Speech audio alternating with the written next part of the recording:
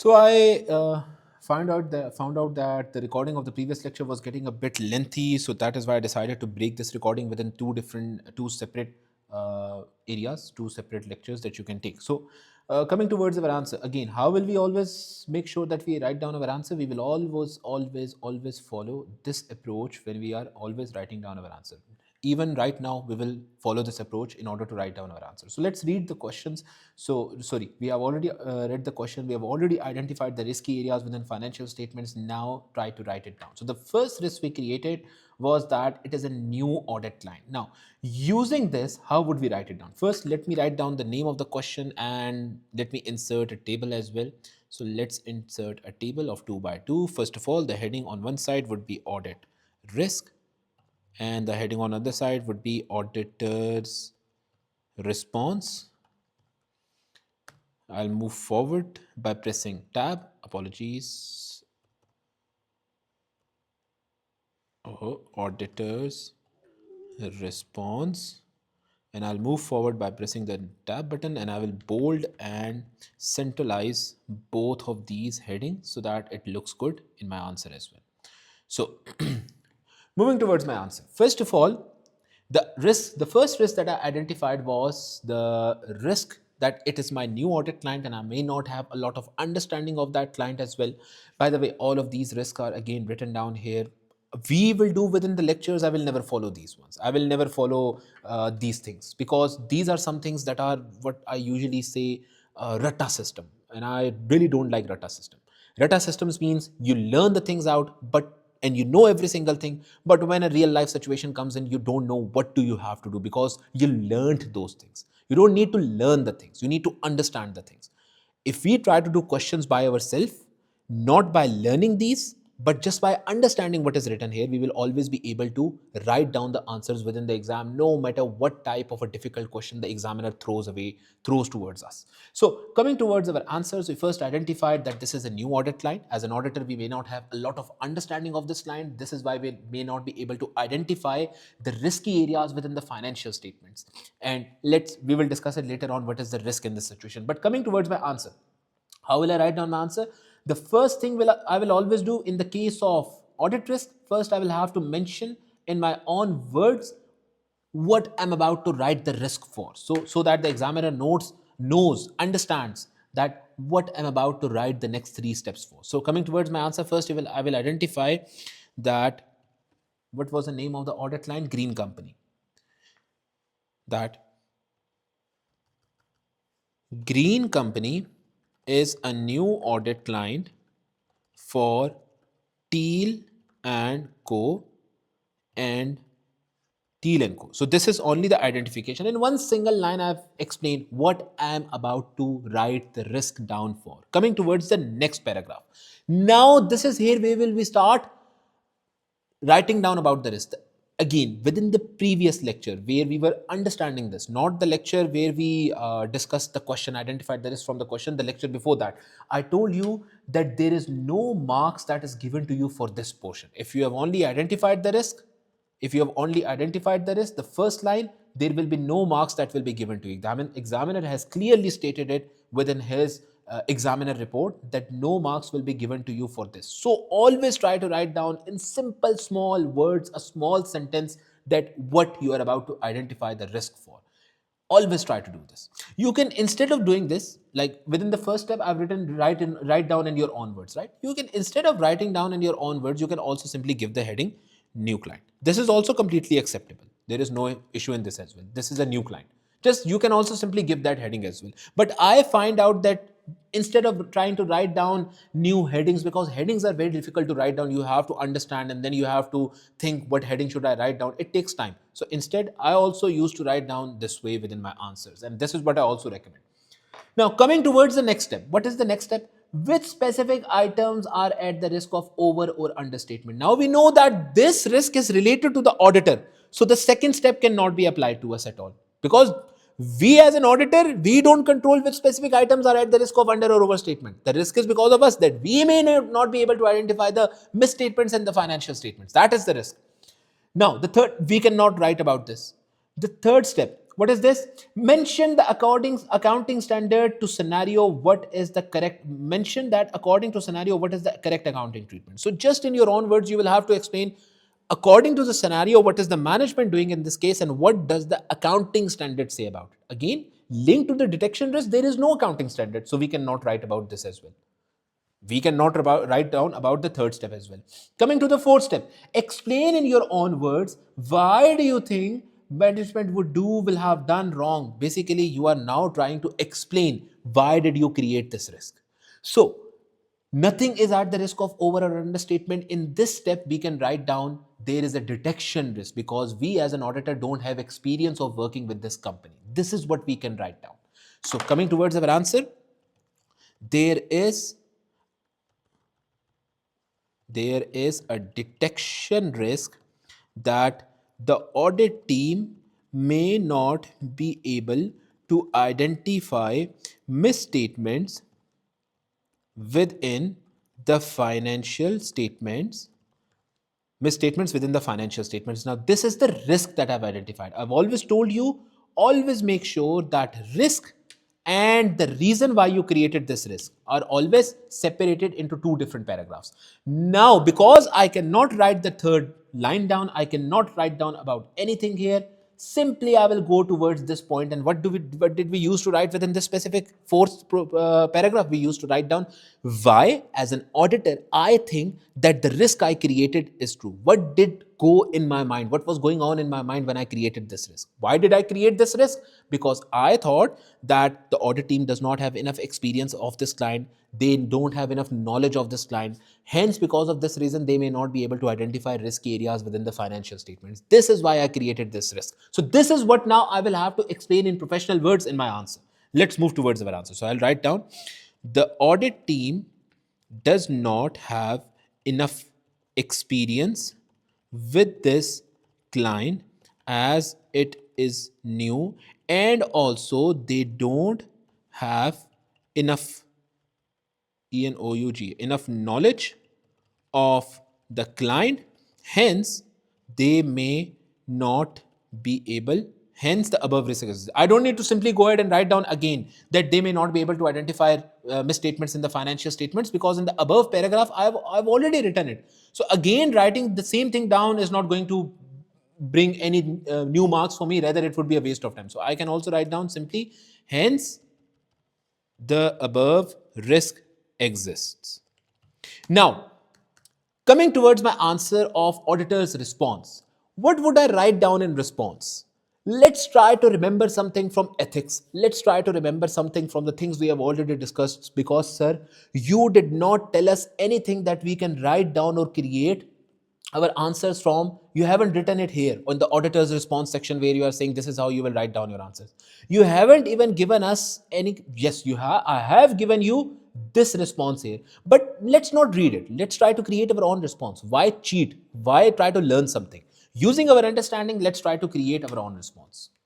I always used to tell you within the previous lectures as well that whenever there is an overall risk and intimidation threat, there is a new audit line, automatically there is always an intimidation threat that they might try to intimidate junior team members. So why don't you send senior, more experienced people who have experience in the field of audit, so they would be able to work better? Can we not use the same kind of auditor's response here, that within the audit team more senior members should be used? Yeah, that is the appropriate response in this case now.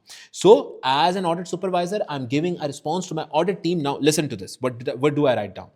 The audit team, what is the response here? The audit team should contain, or should the audit team should be made with more experienced team members, so that, wait a second, so my answer, which I was writing down, the audit team should be made with more experienced team members. Apologies, I missed out the S that I had to include here. Should be made with the more experienced team members, so that the risk that misstatements in the so that misstatements identification will become easier for them. If you have junior team members within the audit team, obviously it will be difficult for them. But if you have more experienced team members within the audit team, obviously they have done audit for how many years, who knows, but it will be easier for them as compared to a junior team member. But now let's come towards another type of risk. Whenever there is a new audit client that we will be auditing, there are two risks that are created. Number one is the risk, this one that we have already created, but the other is, and out of these only one can be written down with an exam. So let's say you cannot go to the next tab and write the other risk down. No, it would not give you any kind of marks. For one situation, only one risk is accepted that you create. One explanation, one risk, one response, everything one is accepted. Two things, two risks, separate risks created from one situation is not acceptable within the exam. But I'll highlight in red so that you know this is another type of thing that you can also write down instead of this thing. Whenever it is the first year that you are auditing a company, the one of another risk is that previous year you were not auditing this company. So what happens in the financial statement, balance sheet? Let's talk about statement of financial position. So the closing balances of the previous year would become the opening balances within the current year, and all of the depreciation, accumulated depreciation within PPE would be charged, new asset would be added, and then we will have the closing balances. But what if you are not the auditor the previous year? So the management knows that you are not the auditor. They can manipulate the opening figures so that the closing figures within the financial statements are what they want them to be, overstated or understated. So there is always a risk that the management might manipulate the opening balances within the financial statements because we were not the auditor previous year. Let's write it down. This is the second risk. There is a detection risk that the auditor may not be able to identify the manipulated figures in opening balances of Green and Company.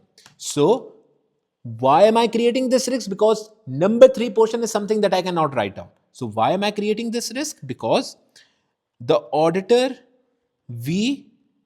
Teal and Corporation was not the auditor of Green Corporation in previous year. Hence, knowing this, management may manipulate the opening figures of current year financial statements and hence current year financial statements to show better closing figures in the year-end financial statement. So this is the second type of risk which I've created. I will obviously highlight this within red, written in red ink, so that you guys know that either one of these should be written down if you ever see within your exam that there is a new client that we are auditing. Whenever this risk is created, there is only one response that you can always give. You will have to let the audit team know that we know we were not the previous year auditors, but every single year when a company is audited, their audit report along with the audited financial statements are available publicly. Pick up those audited financial statements and compare the closing balances of the previous year with the opening balances which the management is using in the current year. They both should be equal to each other. There should be no differences. And if there are any kind of differences, discuss with the management, ask the management, tell the management that they need to correct these amounts.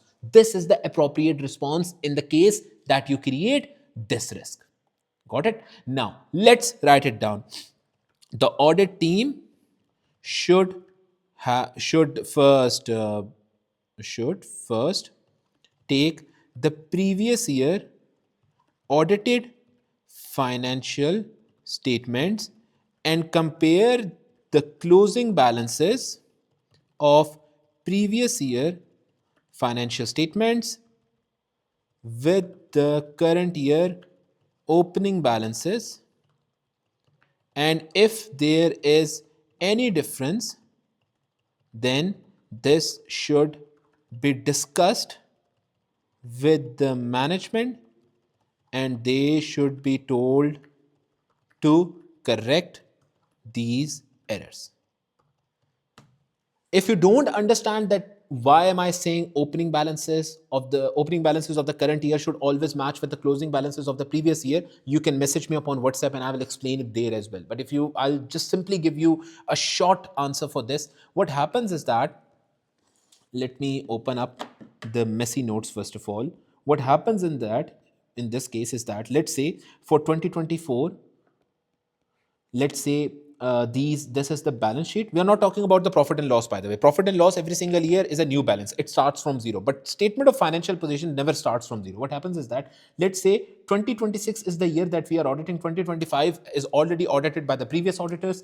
Let's say property, plant and equipment value that was recorded within balance sheet was $300, intangible assets, and so on and so forth. All of the liabilities and assets were recorded at some amount. We are only going to take an example of property, plant, and equipment. Property, plant, and equipment. During the year, what happens is that opening balances is taken, which was 300. Obviously, depreciation would be charged to the assets that are already the company that the would be charged to the assets that the company owns and already included within the previous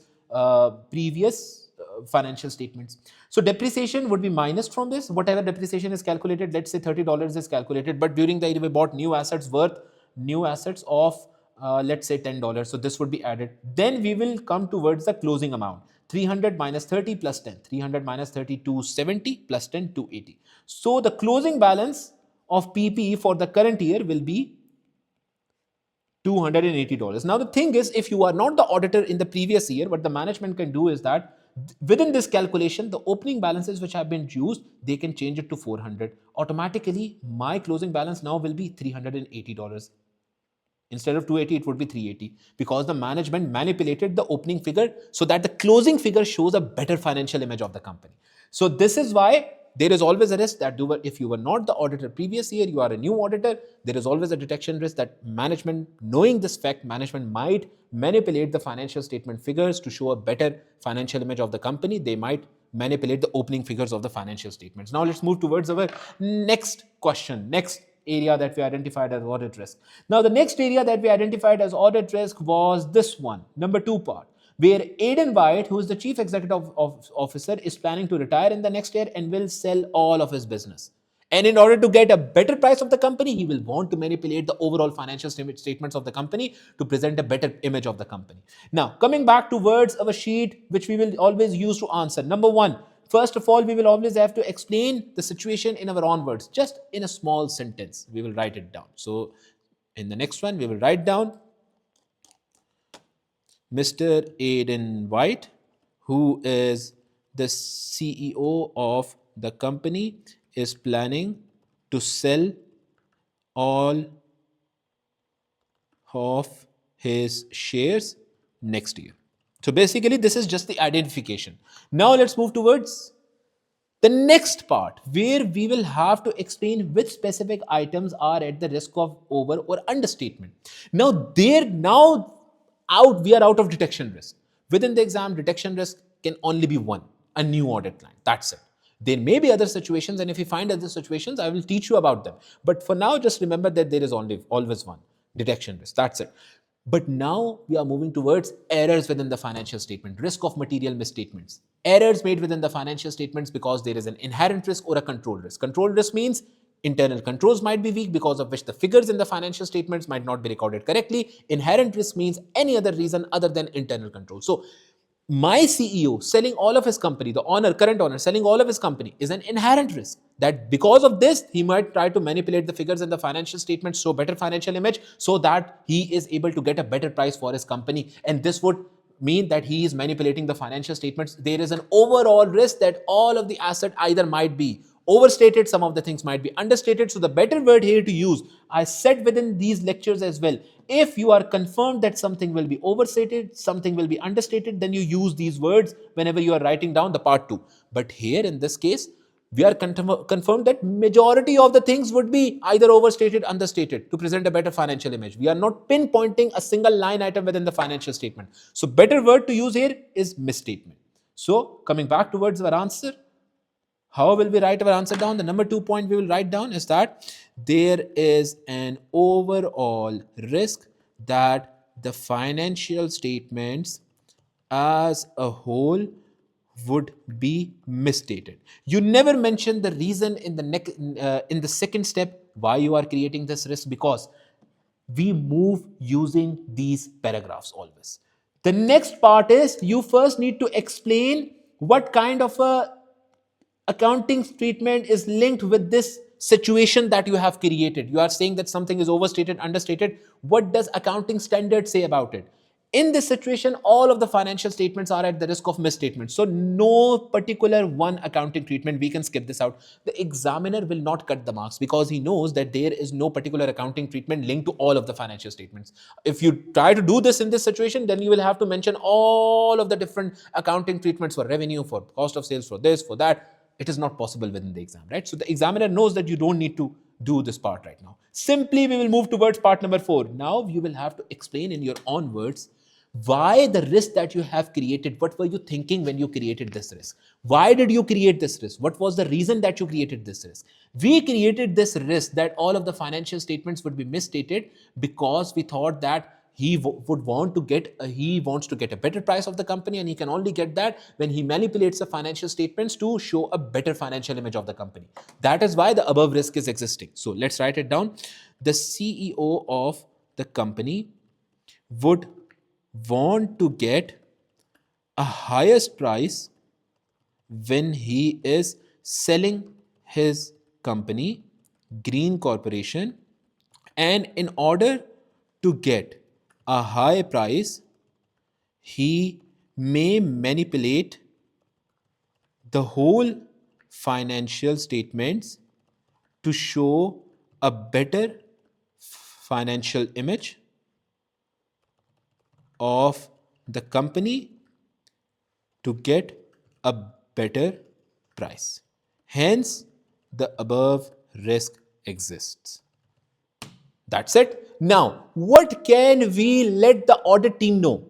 Don't say again, send a more experienced audit team. We are already sending a more experienced audit team. We have already selected that we will send a more experienced audit team in the above risk that we have, the above response that we created. So don't again say that we should send a more experienced audit team so that they are able to identify misstatements in the financial statements and test everything out properly. No. Now you should advise this more experienced team that now you will have to test in more detail. Sampling should be increased, skepticism should be increased. You should question about every single thing that is given to you by the management.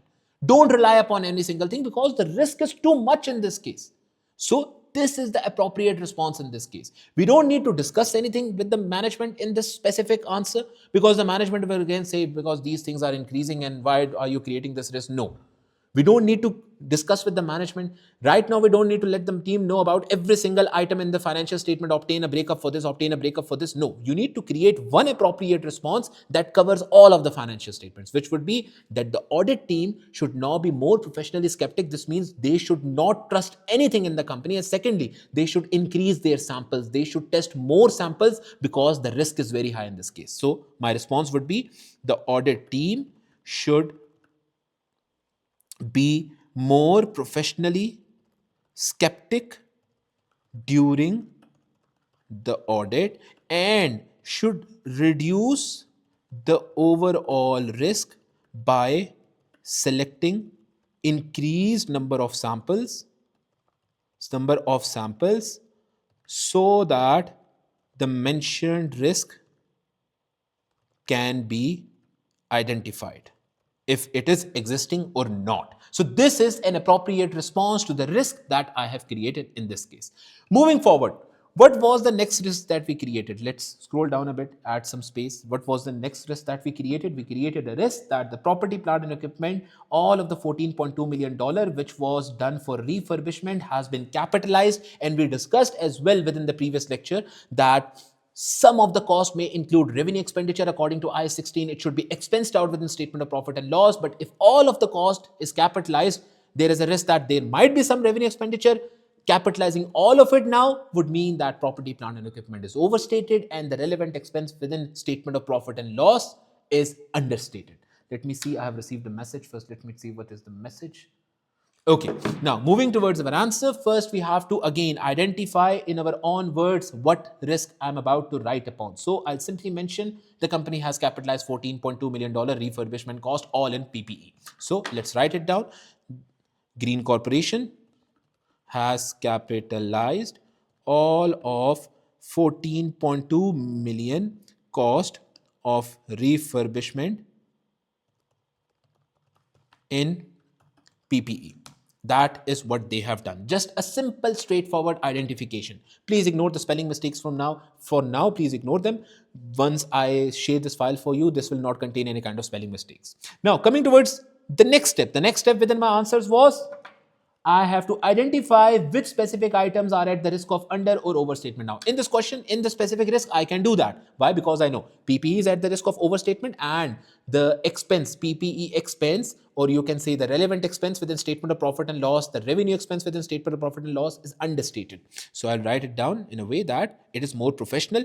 The property, plant, and equipment is at the risk of overstatement, and the relevant expense, if you don't remember the name of the expense, that how it should be named within statement of profit and loss, simply write down relevant expense in statement of profit and loss is at the risk of understatement. So how now moving towards the next paragraph, what will I write down within next paragraph? What is the appropriate accounting treatment in this situation? Now, in this situation, what is the appropriate accounting treatment? IS 16. Now we know we have studied IS 16. Even if you don't remember IS 16, you simply remember this, that only capital expense can be capitalized, revenue expense should be expensed out within statement of profit and loss. This is the accounting treatment. Simply mention it in simple words in the next paragraph. According to the accounting standards, only capital cost can be capitalized, whereas revenue cost should be expensed in profit or loss. Now, the next step stated that now you have to explain in your own words, why did you create this risk?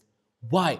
What were you thinking when you were creating this risk? Let's move towards that. What were we thinking? We were thinking that there might be revenue expense within this $14.2 million, all of which management has capitalized. Management had to expense it out, which they haven't done, because of which this risk is existing. Let me write it down. The above mentioned risk exists because management has capitalized all of 14.2 million cost, whereas there is risk that this may contain this may contain revenue expense as well, which should have been expensed out and in not capitalized in PPE. Because of this, the above risk exists. Or better yet, I've already mentioned above, the above risk is existing, so I don't need to mention it. So this is my perfect explanation why I created this risk. Now, in audit response, when I came towards audit response, by the way, from here onwards, whenever I write my answer, I will never come back towards this audit risk area. I will only come back towards auditor's response. In auditor's response, we discussed that you have to write something down appropriately to let the audit team know what can they do to test it out, whether what you are thinking, is it correct or not? What can you do to test it? The appropriate answer in this case would be many different things. Either you can discuss inquiry from the management, means discuss with the management, ask them what cost have they capitalized, on what basis they capitalize all of the $14.2 million. Simply just ask them that whether any kind of revenue expense has been capitalized or not. In this case, this wouldn't be correct. You can write it down, but this wouldn't be an appropriate answer. Correspondence, this means checking out the discussion between the company and the third party who have issue between them. In this case, there is no third party involved, so I can't write this down as well. Testing in detail, we will come towards that. Break up and check actual evidence. I can do that. I can let the management know, can you please provide me a breakup of all of this $14.2 million cost invoice wise? By looking at every single invoice, then I can check. Then I can inspect these invoices, check these invoices to ensure whether any of these invoices contain an expense which is of a revenue nature which shouldn't have been capitalized. And if you find that, then you will have to discuss those invoices with the management and let them know that these should be expensed out, not capitalized. This is going to be my answer in this case. Let's write it down. The audit team should first ask for an invoice wise breakup. But what do I mean by invoice wise? That $14.2 million, this is an expense. This was a cost. Obviously, to incur this cost, you would have received invoices from your suppliers and so on and so forth, added them together as a company, and then you capitalized it. So please give me all of the invoices, and the total of all of these invoices should be equal to $14.2 million. The audit team should first ask for an invoice wise breakup of $14.2 million cost which has been capitalized by Green Corporation, and then these invoices should be checked by the audit team. Now, remember, auditor never checks anything 100%, because if they would do everything on a 100% basis, this would mean that basically they are providing an absolute assurance. Auditor never provides an absolute assurance. They test every single thing out on a sample basis. So let's say if there are 1,000 invoices that make up the total balance of 14.2 million, auditor cannot test all of these invoices, right? To check which of these have a nature of revenue expenditure, which of these have a nature of capital expense. They check every single thing out on a sample basis. So always, wherever you are telling the audit team that you have to do this, have a breakup and then test every single thing out, you have to let them know that do it on a sample basis. Select a sample, then do it. So from the sample, they will check it and let identify from the sample if there are any issues or not. So let's move towards that. Invoice should be checked by the audit team on a sample basis. And if any issues are identified, then these should be discussed with the management, that these should not be capitalized, rather expensed in profit and loss. That's it. That is my appropriate response in this case. Incorporating every single thing that an auditor does. They can ask for a breakup, then they can check it, then they can confirm whether these things done by the management, is it correct or not, and they test every single thing out on a sample basis. If let's say this was mentioned within the question that there are only 2 invoices or 10 invoices or 20 invoices, the auditor can check 20 invoices. That is not a big issue. Then I wouldn't have mentioned within my answer specifically that do it on a sample basis. Then I wouldn't have mentioned that. But using the word sample basis, where have I used it here? Using the word sample basis is guiding the audit team that I know that you guys are experienced, but still 3 months is the deadline of an audit. Every single audit has to be completed within 3 months. I know that you wouldn't be able to test 1,000 or 2,000 invoices on a sample basis. So by assuming that these are very huge amount of invoices, very large number of invoices, I told my audit team, do it on a sample basis. That is an appropriate answer. That makes sure that the examiner now knows that you know every single in and out of being an auditor. You are actually doing an audit within your practical life as well. That you know the word sample, you know how breakup can be obtained and it can be checked, but it has to be done on a sample basis because we cannot test everything out. And you further went on to also mention that when an issue has been identified, this should be discussed with the management, and we should let the management know that this has to be corrected within the financial statements. So give me a second, let's move forward. So moving back towards our question from the exam kit, the third one is something that we have done. Now let's move towards the fourth one. What was the fourth one that we identified? We identified that the company had basically taken a loan of $10 million from the bank, this one, to finance the refurbishment. The risk was that when you take out a loan, the calculation of the split between current and non-current portion of the loan is a very difficult thing to do, and because of this, the risk is that management might have incorrectly calculated the split between non-current and current portion of the loan, and these might be misstated within the financial statements. Now, following the 4-step procedures, again 4-step to write down our answer for identification of the risk. First, I will have to explain it in my own words. Let's write it down. The company took a loan of 10 million from the bank for refurbishment. Simple, straightforward identification which does not take a lot of time. Refurbishment. That's it. Moving towards the next paragraph. Now I will have to identify which specific items are at the risk of over or understatement. Here, the risk is not over or understatement. The risk is misstatement due to classification. That non-current liability, something that should have been recorded, loan that should have been recorded with non-current has been recorded within current liability. Loan that should have been recorded within current liability might have been recorded within non-current liability. So there is a misstatement due to classification error. Let's write it down here. The non-current and the current portion, the non-current portion and the current portion split of the loan might be misstated as might be misstated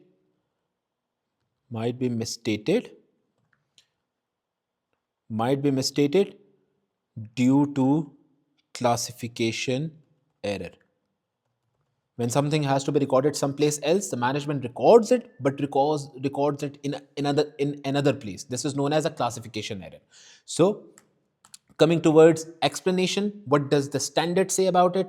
There is no standard basically which says how loan has to be calculated. You haven't studied it, you can skip the third step. Don't worry about it. The examiner is not going to cut any kind of marks from you because the examiner knows that there is no standard which you have studied within F7 that is linked with this situation. So simply you can ignore it. Let's move towards the explanation. Why do we think that this is the risk? Let's write it down.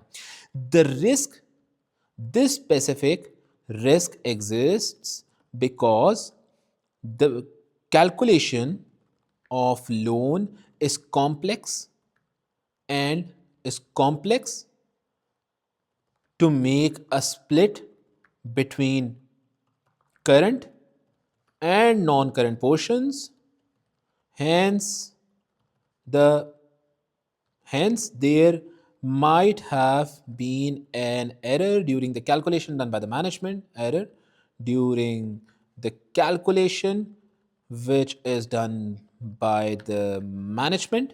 Hence, I don't need to write which done by the management because I've already mentioned that this specific risk exists because of this reason. So I've already done it. This is what I thought when I was creating this risk. Now it is done. Now what can I let the audit team know? Let's move towards our answer sheet once again. How do we find out and write down about responses?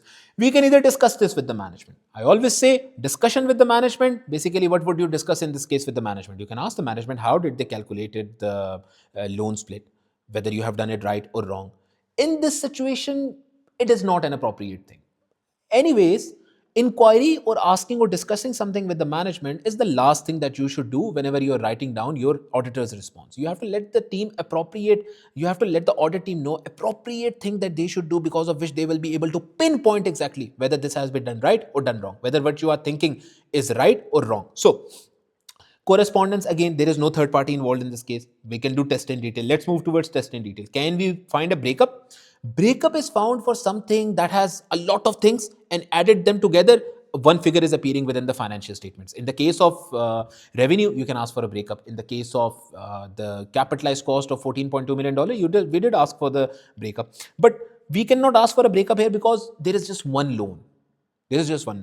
So can we do calculate and compare? Yeah. We can ask the management to give us how they calculated loan. We can calculate the loan again based our own assumptions. We can calculate the loan and find out what amount should have been recorded as a non-current portion, what amount should have been recorded as a current portion. And then we compare with what management has recorded.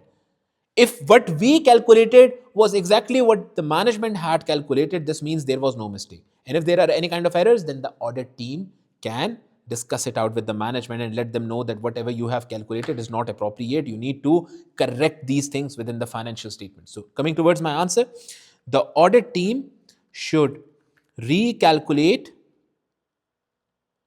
recalculate the loan split in current and non-current, and then with compare with what has been recorded by the management, and if there is any difference, this should be discussed with the management to identify the reason for the difference. Like, why is there a difference between what we calculated and you calculated? So let's say after that it would be found out that, okay, who was incorrect? Maybe the management was correct. We calculated, our calculation was not appropriately done. So this means that we were incorrect. If the management has not done the calculation correctly, then we will let the management automatically know that you have to correct it. So this is all for my appropriate recommendation that I will give to my audit team. Moving back towards my question, let's read the scenario further. We had identified, we have already done this risk. Let's move towards which risk? Fourth, fifth. Oh, we have identified 11 risks within this question. This was the third one, and the bank loan one was the fourth one. Then Green Corporation spent advertisement upon it. Okay, we have already identified identified this risk as fifth number. So I thought we had missed it out completely. So this is the next risk that we have identified. Within this risk, we identified that management, this is not a risk, by the way. Management has shortly done it wrong. They have capitalized advertisement expense of $400,000 under IAS 38 intangible assets. Advertisement cost cannot be capitalized, which means that the expense within profit and loss is understated because this should have been expensed out. There is nothing recorded as an expense, $0, whereas all of the $400,000 has been capitalized. This means the intangible assets are overstated in this case. Simply, let's move towards our answer sheet. Let's press tab to add a new tab here, and let's write down our answer. So first of all, I will have to do the identification process. The identification process will be simple. Explanation in my own words. The audit team, the management has capitalized advertisement cost of $400,000 as intangible asset. Okay. Now moving towards the next part. The next part was, which specific thing do you think, line items within the financial statements do you think are overstated or understated? We have already understood that intangible assets in this case is overstated, whereas the expense, advertisement expense within statement of profit and loss is understated. The intangible assets within the statement of financial position are overstated, whereas the advertisement expenses in the statement of profit and loss are understated. That's it. Now, moving towards explanation of the proper accounting treatment that should have been done in this case. So if you see, I have also written down the intangible assets within statement of financial position are overstated, whereas the advertisement expense in the statement of profit and loss are understated. I haven't mentioned that there is a risk. No, I haven't mentioned that. I've simply stated that these are over and understated. Short, these are recorded incorrectly. So now moving towards the appropriate accounting standard, how should have management done it? They should have expensed it out. Why? Because intangible assets standards say that advertisement expense cannot be capitalized. You don't need to mention the name of the standard, the number of the standard. Simply mention accounting standards say, according to the accounting standards, these cannot be capitalized. Advertisement expense have to be expensed out. According to the accounting standard, the criteria states that advertisement expenses cannot be capitalized, rather these must be expensed. Now, why did I create this risk? because management has shortly done wrong. This wasn't a risk. This was short that the management has done wrong, whereas the standard does not allow it. According, simply I will explain why I said that this is wrong. In the fourth step, I'll say that why this is wrong. Simply, I will state that according, because this is not a risk. So here my identification why I said that this is wrong will be a bit different. It is completely wrong. I will state that this is not what the standard allows, but whereas the management has done it, this is why this is incorrect. According to the standard, as mentioned above, this should have been expensed, whereas this has been capitalized. Hence, this is a sure misstatement done by the management. Now, coming towards my auditor's response, what would be the auditor's response in this case now? See, test in detail or any other things. These things are done to identify, to let that audit team know that these are the things that you can do to identify whether this risk exists, actually, whether they have done something wrong or not. Here it is sure that they have done it wrong. So why not simply now discuss with the management, inquire with the management, ask them on what basis. First of all, always do the audit polite way. Don't be like, no, you have to do this. No, no, no, no. Always do the audit in a polite way. You never want to fight with the management. You will learn this in your practical life. You never want to fight with the management. Otherwise, the audit gets very, very difficult. Then you have to sit late nights because the management never provides you the right type of data. And as an auditor, you have to do it. I have experienced this within my life as well. So always try to be polite with the management. Let's first discuss it with the management on what basis did they actually capitalize it. Let's discuss it with them. Then during that discussion, we will let them know that this is something that you have done wrong and the standard does not allow it. Let's first discuss with the management. Why did they do it? Let's take some fun of them and let's make some fun of them. So discussing it out, the audit team should first discuss with the management on what basis they have capitalized this expense, and then the audit team should let the management know that the capitalization is not allowed under the standards. Hence,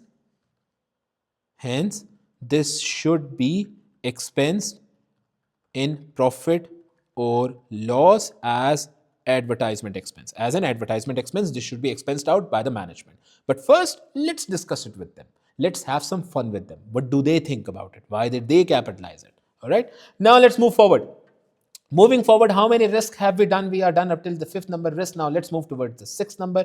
Within the sixth number, we identified the risk because the building authority is currently investigating the company, and if in case Green Corporation is found to be, after the investigation, if Green Corporation is found that they have broken the building regulations, they will be fined. They must create a provision. Somehow, we are not saying that they must create a provision. We are saying that there is a chance that they will be fined, that the chances of this happening is either probable or virtually certain. The table of liabilities, if you remember them. Either probable or virtually certain, and even if virtually certain or probable, the management hasn't recorded a provision, whereas they should have recorded according to the accounting standards. So, moving towards this explanation, first of all, the identification in our own words, the building authorities may fine Green Corporation. Where am I writing down? Where am I writing this down? On the wrong place, right? Let's paste it here. The building authorities may fine Green Corporation based upon the building regulations which the company has not followed. So this is just a simple, straightforward identification, turning a huge 5-6 different paragraphs into 5-6 different sentences within one simple sentence and compiling it down. writing it down in simple, straightforward words where now the examiner knows what I'm about to write down about. So, what is at the risk of under or overstatement? Provisions have not been recorded. So, liability provision is at the risk of understatement in this case, and the provisional expense. Whenever you record a provision, a liability, what is the double entry that you do? Double entry is always debit expense within statement of profit and loss and credit liability provision within statement of financial position. So this is the double entry. And if this double entry has not been passed within the system, this means provisions are understated and the expense within statement of profit and loss is also understated because it hasn't been recorded.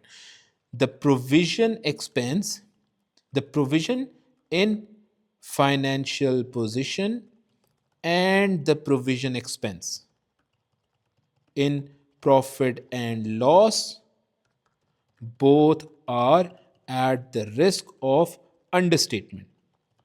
Again, some of the students may believe that, sir, this had to happen, right? This had to happen, like they should have recorded. Now, it is not confirmed yet. I'm only creating this risk that maybe it is probable or virtually certain that they will be fined. Maybe it is probable. So, hence, they should record a provision in that case. It is a risk that it is virtually certain or it is probable accounting according to the accounting standards they haven't recorded it. That is why I'm creating this risk. So what does the standard say about it? Two simple lines. If a provision or a liability is probable or virtually certain, a provision should be recorded within the financial statements according to the accounting standards. If it is probable that a provision has that a provision that fine will be paid, better word would be to link it with the scenario, fine will be paid, then a provision must be recorded against it. Now, this is the accounting standard. Let's come to words why we created this risk. Let's explain it now in our own words. The above risk exists because the provision, the fine may be probable or virtually certain, and the management has not still recorded a provision, whereas they should have as mentioned in the accounting treatment. They should have done it, but they haven't done it. They might have missed it out. They might have made a mistake because there are a lot of other things that they have to do when they are making the financial statements. So they might simply have missed it out. We don't care about why they missed it out. Just the fact is that according to an auditor, financial statements must be prepared on the IFRS or ISS, whatever is being followed within that country. So this is the identification. Now, what sort of appropriate recommendation can be given to the audit team that you should do this? Let's come towards the notes. Either again, we can discuss with the management or we can discuss with the third party. Who's the third party in this case? The regulatory building authority.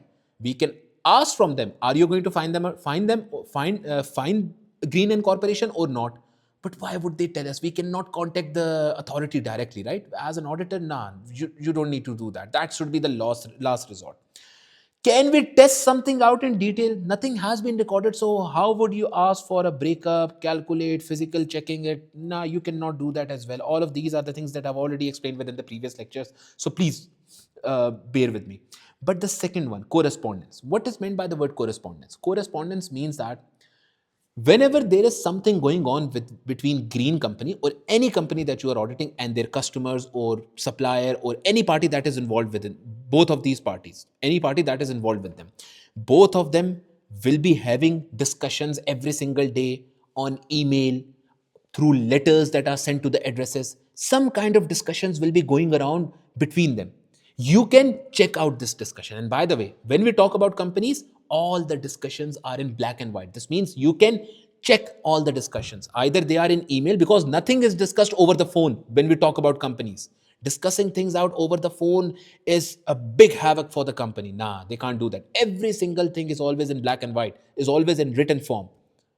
So simply writing down, we should check out this correspondence between them to identify whether it is probable or not. What are they discussing between them? Whether the company would be fined or not? Because some sort of a discussion might have happened between this regulatory authority and the company, where the regulatory authority is telling the company, yeah, you know what, we identified that you have broken the law, you haven't followed the law. So in that case, they will have to record a provision. So we can let the audit team know, you can confirm this superstition of ours, you can confirm this what we are thinking through by checking that correspondence.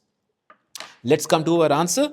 The audit team should check the correspondence between the company and the regulatory building authority to identify whether to identify whether there are chances of the company being fined or any such thing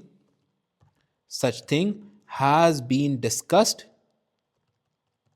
which would mean that the company has to record record a provision that the company has to record a provision. That is it. But I have made a mistake in this one. What is the mistake? When we were understanding from these notes that how to solve audit risk questions, I also told all of you that always remember, check is not the appropriate word to use in the world of audit. Instead of check, we always use inspect. We never use the word check. We always use the word inspect. If you want to check something, you always say inspect this, inspect that, inspect this, inspect that. Go and inspect this thing. So always use whenever you want to use the word check, instead of that, always use the word inspect, because that is the appropriate word within the field of audit. Even in practical life, till this day, whenever a partner asks me to have a meeting with them and I have to tell them the audit team will check this and check that, I never use the word check or check. Even in the documentation, we always mention inspect. Even in your answers, because your answers must be professional answers. Your answers should present that you have a detailed knowledge of audit. That is why you always use the word inspect. Whenever you want to use the word check, never use the word check. Always use the word inspect. Moving forward towards our next risk that we identified. And by the way, this lecture, I guess, is also 56 minutes up till now. So 1 hour and 30 minutes is what I expected this lecture to be, because obviously this is the first risk question that we are doing, and risk is a very important part. I want to ensure that you properly understand the risk areas. This is why I'm taking a lot of time. From the next lectures onward, you will see risks. Every single risk question, we will be able to do it within 30-40 minutes, complete, done. But this question, I am myself taking a lot of time so that you guys can properly understand every single risk, how it is written, how we explain it, how responses are written down, how we choose the responses within the exam. So this is something that we have done now. Let's move towards the 7th number risk. So the 7th number risk was, the project is expected to be completed in August 2015. Green Corporation has incurred a cost of $350,000, which all of it has been capitalized with an intangible asset. So basically, they were trying to make a new technology. They will have to do a lot of research for this technology, then develop this technology. We understand that the standard says research expense has to be expensed out within statement of profit and loss. Only and only development expense can be capitalized. All of the cost that was incurred up till today has been capitalized by the management. This means management may have also capitalized cost that was research. They should have expensed it out. They should not have capitalized it. This would mean that they have overstated the intangible assets. There is a risk, not confirmed risk, that they would have overstated the intangible assets and understated the research expenses within statement of profit and loss. Let's write down our answer now. The management of Green Corporation has capitalized 350,000 of cost as an intangible asset in the in the intangible assets. Now, what is at the risk of under or overstatement? The risk of overstatement is in intangible assets. The risk of understatement is in statement of profit and loss within research expenses. There is a risk that intangible assets in statement of financial position might be overstated, and the research expense might be in research expense in profit and loss might be understated. Why are we creating this risk? Sorry. What does the standard say about it? The standard says that research expense, the appropriate treatment that I have to mention here is that based on what I'm creating a risk, I'm creating a risk that management may have capitalized research expense as well. So I have to mention that the standard in this situation states that research expense has to be expensed out, whereas development expense can only be capitalized only if it is meeting the capitalization criteria under the intangible asset standard. So I'll mention the accounting standards state that only development cost can be capitalized only if it is meeting the criteria, and research expense should be fully expensed in profit and loss. Now I will have to explain within the next paragraph in my own words why I have created this risk. What did I think when I was creating this risk? What I was thinking is that, let's explain it simply. The above risk exists because the management may have, because within 350,000 there might be a research expense which the management may have capitalized and not expensed according to requirement of the standards. Hence the above risk exists. Moving towards the recommendation, appropriate recommendation in this case would also be to, what were the recommendations? Either discuss with the management, discuss with a third party. I shouldn't do that because discussion is somewhere used where test in detail cannot be used. There is no correspondence that I can use here. I can test in detail. Test in detail. The number one test in detail was what? I can ask the management to provide me a breakup of all the invoices that make up this $350,000 as cost, and then check them on a sample basis whether anything that was revenue has been also capitalized. Then discuss with the, if something like this is identified, I'll discuss with the management that these should be expensed out. Now, as a student of AA, as a student of audit and assurance, don't imagine yourself that this is a lecture. Imagine that this is an actual exam that you are giving. This is an actual exam that you are giving. You know that there is the same kind of auditor's response that you have written in the case of $14.2 million capitalization. Why don't we go there as a student? Why don't we go there? This is that risk. We have written the same type of thing. Why don't we go there? Simply copy this one and paste it. We will save a lot of time in this case.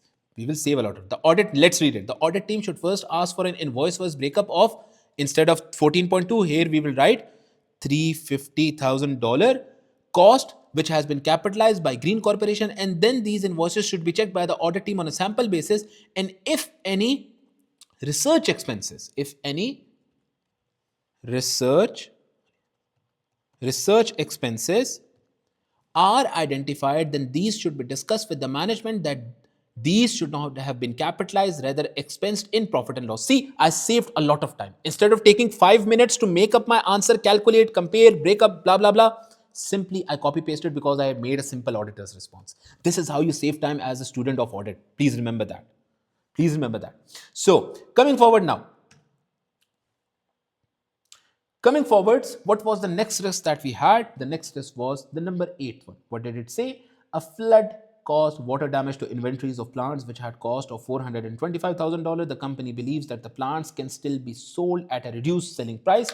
So the risk in this case was what? The risk in this case was that the NRV of these plants which are within your inventory might be lower than the cost of 425,000, because of which there should be an expense of NRV that should be recorded within statement of profit and loss, and inventory should be recorded at the lower of cost or NRV. And the management might not have done this. They might have not recorded it at the lower of cost or NRV. So this is the risk that is being created here. Let's write it down. Let's first identify it. The flood caused water damage to plants which are recorded at cost of 425,000, which management, now this line is very important because management believes that it can still be sold. If this line wasn't mentioned in this case, if the second line wasn't mentioned, that it can still be sold but at a lower price, then my risk would have been different. Damaged water plants, I believe that it can never be sold out. I would say completely write it off. They are properly damaged plants. You don't need to even record them at the lower of cost and NRV. You should properly de-recognize them. You should expense all of the 425,000 out within the statement of profit and loss. But right now, we will move forward towards NRV portion. So, which management believes can be sold at lower price. Now see how I create a risk in this case. See how I create a risk. What is the risk? Simple. Inventory is overstated and the relevant expense within profit and loss is understated. The risk is that inventory in financial position is overstated, whereas the relevant expense in profit or loss is understated. So this is the risk that I'm creating here. Now let's move towards the explanation. What does the standard say about it? Standard states that the inventory should be recorded at the lower of cost or NRV. According to the accounting standard, inventory should be recorded at the lower of cost or NRV. Now, why is this risk existing? Now I have to explain it in my own words within the fourth step. The above risk exists because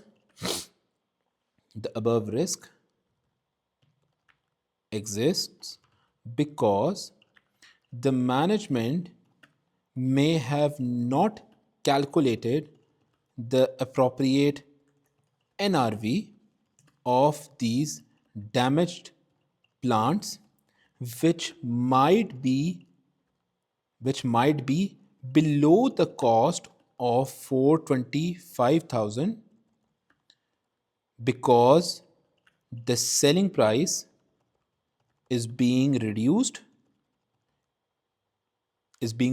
Hence the above risk exists as the inventory in that case should be recorded at NRV, which would be below the cost. So I have explained properly to the examiner that this should have been the case, that 425,000 is what it is recorded at right now. But we believe that the NRV would be lower than 425,000, either 424, 419, 400, 350,000, but it would be below the cost at which the inventory is being recorded at. So management would not have recorded it at the lower of cost or NRV. That is the risk that we are creating here. Still, as an auditor, shouldn't you create slightly additional risk that we also believe that maybe management is saying that this is sellable at a lower price. Maybe this is not even sellable in the market, then all of it should be written off. That is also the case, na? Why are we trusting the management when they say that it can be sold at a lower price? Above, we are giving appropriate responses that the team should be very professionally skeptic, that we should not trust upon anything that is being given to us by the management. And here we are trusting the client when they say that this is still sellable at a lower price. Shouldn't we create also a risk that maybe even the damaged plants are not sellable at all and these all must be written off? I should create a risk here as well. Because in both the chances, even if you write it off, even if you record it at the lower of NRV, the risk is still the same, that inventory is overstated and the expense is understated. In both of the cases, imagine it in your mind. In both of these cases, the risk is still the same. Either you write off the inventory, management hasn't written it off. Either you have to record it at the lower of NRV, management hasn't recorded it at the lower of NRV. The risk is still the same. Only the reasoning would be different, but both can be the cases. There might also be a chance that the inventory is not anymore sellable in the market due to damage, and in that case all of it should be written off. So now what would be the response in this case? What response can be given in this case? We had a lot of different responses that we can do, and I told you first you should try to find out a test of detail, calculate and compare. The number two, test of detail. Can we do it? Yes, the auditor can find out the price of a damaged inventory from within the market. No, that wouldn't be a good thing to do. Okay, what can the auditor do? Okay, this is the year end that we are talking about, right? During right now it is not the year end, it is 1st of July 2015. Year end is after 1 month. During this time maybe some of the things might be sold. Let's see at what price they are being sold at. Then using that the audit team can calculate an NRV in the market using the selling price within the next 1 month. If these damaged water plants, what I'm trying to say is that, or what you should understand is that, see, right now within the question it was written, and I also identified that this is 1st of July. The year end of the company is 31st of July. Audit planning is done before the year end. On year end, the financial statements, the exact financial statements will be shared with us. Right now, we are working upon forecasted financial statements, like the management might have given us 11-month financial statements and we have prorated them on 12-month basis. Now, please don't ask me what is prorated. What does prorated means? You have done this multiple times within F7 and so on, and within previous ACCA subjects as well. But within the next 1 month, within this next 1 month, there might be some of this inventory that would be sold in the market. Let's see what price this is being sold at. And using that selling price, we can calculate the NRV. The auditor can calculate it and compare the NRV with the cost of 425,000 that it is recorded upon, and check whether the NRV is lower. If it is lower, discuss with the management to record it at the NRV. You can also do one more thing. If none of these things, see in the market, if these products were still being offered at a lower price to the customers, these were still being offered. Check if any of this inventory is sold at or not. If it is still not sold at a lower price, this means that the customer is not interested within this damaged inventory, and all of this cannot be sold within the market. You will have to hold it for 10-20 years, only then one every single year can be sold. But it is very difficult to sell it, then all of it should be written off. This is the appropriate response that you should give as an auditor. This is why, what is today's date? What is the year end? This is very important to know, because using this you can also create appropriate recommendations, appropriate auditors' responses. Always remember, as an auditor, have everything in your mind. Try to think about situations where how would you do it in your actual life. Don't think about it as you are just doing an exam and looking at these theoretical things. By the way, looking at just the theoretical things and try to write down auditors' responses, very difficult thing to do. I understand. Try to imagine that this situation is actually occurring within your practical life. You are an auditor. How can you identify, or what type of thing can you do to verify whether it is recorded correctly or not? Think about that. Only then you will be able to create a proper auditor's response for your solution. So what was the auditor's response in this case? We created a response that the audit team should wait at first, and in the next month try to identify if any of the damaged inventory is sold, and then identify at what price it was being sold at. Using this price, the audit team should calculate the NRV and then compare the NRV with cost.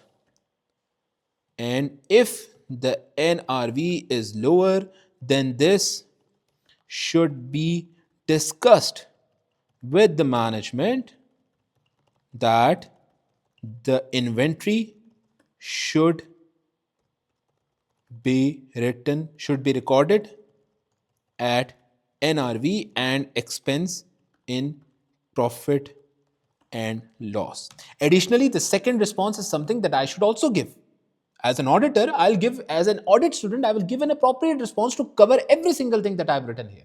So, what will I write down? I will also write down that if in case, even at a lower price, this cannot be sold by the company in the next month, then the audit team should discuss with the management that this might need to be written off completely, as even at highly lower prices, no customer no customer is interested in the damaged plants. That's it. That is the appropriate response in this case, which I have written down. Now, by the way, we are done with 8 different audit risks that we have written down. We have properly explained them. We have properly written them down within our answer sheet. There are 2 additional remaining, which I want you guys to write down. Now, at the start of the lecture, I have already identified and explained every single thing. Within my answer, what I can do for you guys, or what I will do, is the number thing: calculation of gross profit, cost of sales, expenses might be recorded in expenses after gross profit. Hence, both are inconsistent with each other.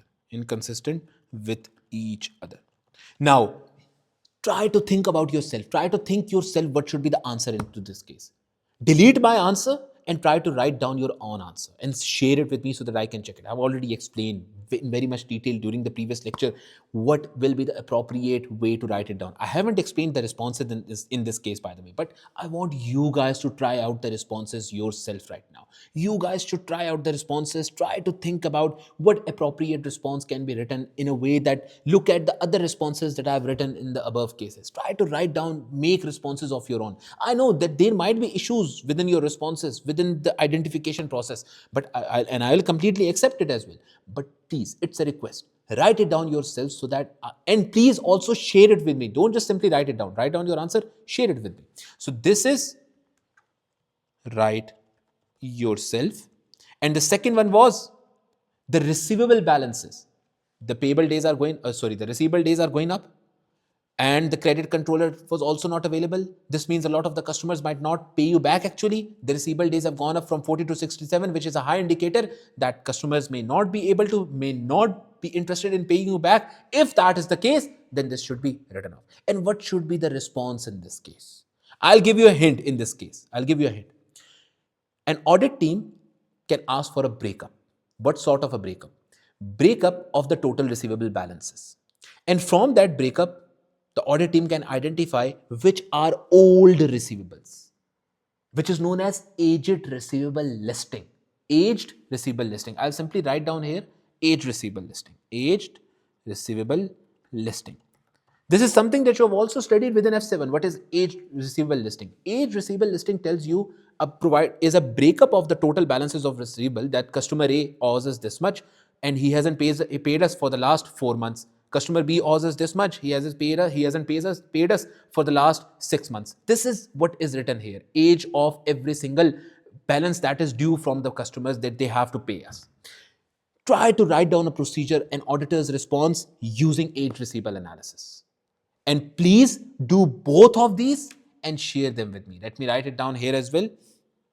Receivable days increasing. And now you will have to explain it. The 4 steps are the one that you will have to explain. Please answer using the format that I've given to you. Don't try to create your own format because you are a new student to this. If you were teaching AA, it would have been a different story. You would have taught it for the last 10 or 20 years, then you would have been expert in it.